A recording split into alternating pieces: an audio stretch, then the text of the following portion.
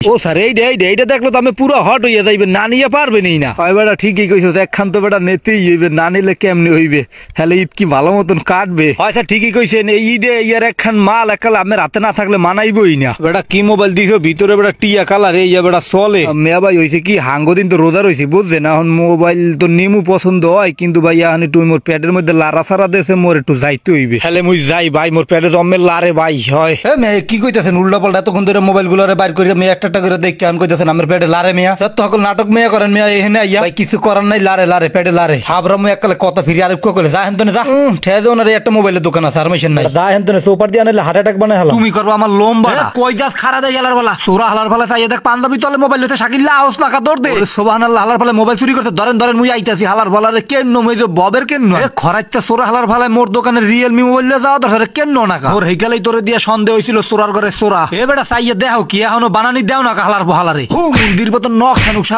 আউলইয়া।